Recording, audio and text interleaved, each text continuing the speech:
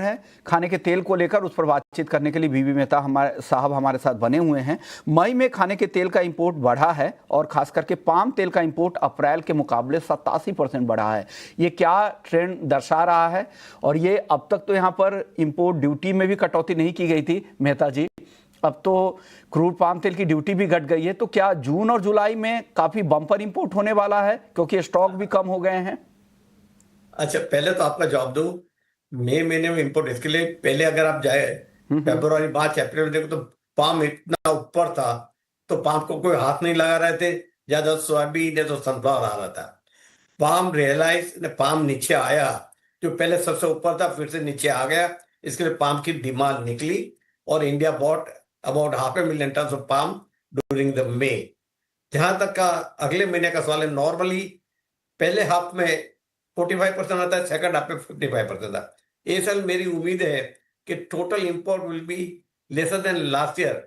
Last year जो 16 million के करीब था, हो सकता है कि 1 मिलियन टन कम होगा। अब तक जो पहले 6 महीने में 6.5 मिलियन टन एडिबल ऑयल आया है। अगले 6 महीने जो मेरा अंदाज है कि 8.5 million tonne edible oil import होगा, तो टोटल मिला के 15 मिलियन आएगा। 150 लाख टन हो सकता है, 2-3 लाख टन ऊपर या नीचे हो सकता है, क्योंकि अपने पास क्रॉप अच्छा रहा, सोयाबीन का क्रॉप अच्छा रहा, मस्टर्ड का क्रॉप अच्छा रहा, और ये साल जो बारिश की फोरकास्ट है, तो पूरे जो ऑयल सीड सेक्टर है अच्छी बारिश की उम्मीद है, तो फिर से you can expect a bumper crop again. तो इसके वजह से लगता है कि import will be under check and 15 million के करीब आएगा। जहां तक अगले 3 महीने के सवाल है, डेफिनेटली कम से कम 14 से 15 लाख टन हर महीने आएगा, क्योंकि अपने लिए ऑफ सीजन हो गई। खरीफ और रबी का जो आया वो क्रस हो गया प्रैक्टिकली। तो नॉर्मली जुलाई अगस्त सितंबर वहां जब भी हम फेस्टिवल भी है, उसके वजह से भी डिमांड ज्यादा रहती है और अपना लोकल प्रोडक्शन कम होता है। तो अगले 14-15 लाख टन अगले 2-3 महीने में आएगी, अप टू अभी जो जुलाई अगस्त सितंबर तक। अक्टूबर से तो नया क्रॉप आना शुरू हो जाएगा, तो again it will go down यार। तो आपको लग रहा है कि अगले 3 महीने में इंपोर्ट के नंबर काफी अच्छे रहेंगे, लेकिन ओवरऑल आपको लगता है कि थोड़ी इंपोर्ट में कमी आएगी क्योंकि घरेलू उत्पादन भी बम्पर रहने वाला है। लेकिन आप ये बात तो कह रहे हैं, लेकिन सर इस बार कहा यह जा रहा है कि एमपी में और महाराष्ट्र में सोयाबीन के किसान दूसरे फसलों की तरफ जाने वाले हैं क्योंकि दाम काफी कम मिल रहे हैं। दलहन में तो अच्छी खरीदारी हो जाती है, लेकिन बहुत सारे वहां बनते स्कीम है नहीं, एमएसपी पे उतनी खरीदारी हो नहीं पा रही है।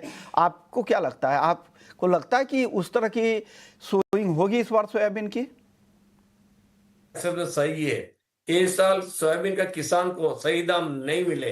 एमएसपी के नीचे 4,000 4,500 में बेचना होता, कम से 500-700 रुपए नीचे गया है। उसके वजह नाराज है।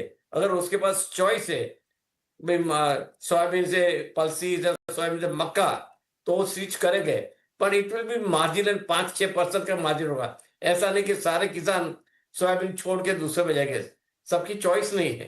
तो इसके लिए ज्यादा लगता नहीं, पर फिर भी जो लास्ट ईयर था उससे एक रेट डेफिनेटली कम होने की पूरी संभावना है।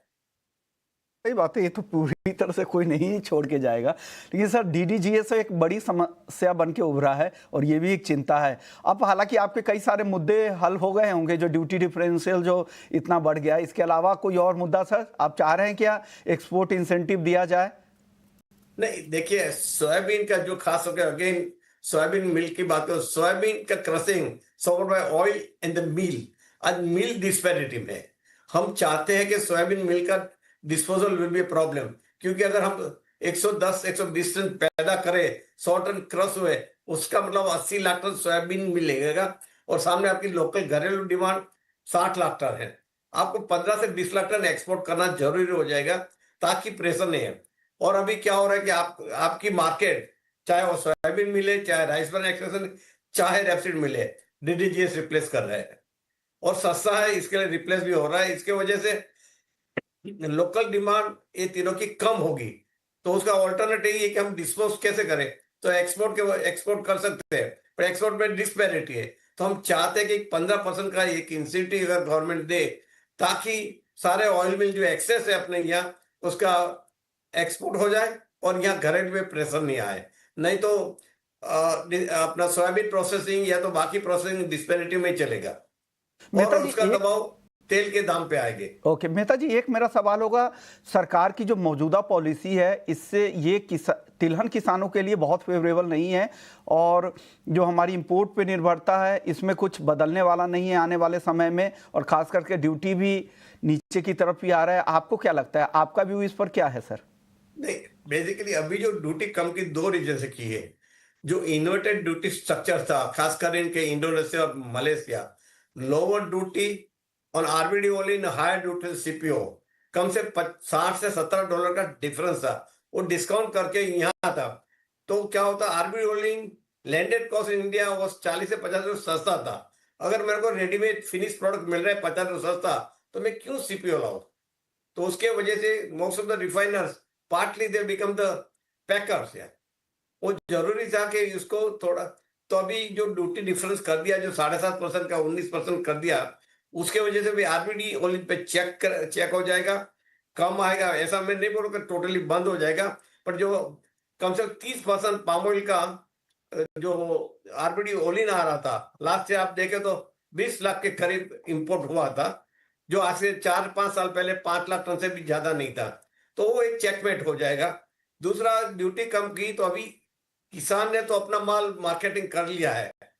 अभी किसान के तो अभी कौन है, कंज्यूमर है, तो कंज्यूमर को थोड़ा बेनिफिट दिया है, उससे वजह से थोड़ी प्राइस गिरेगी।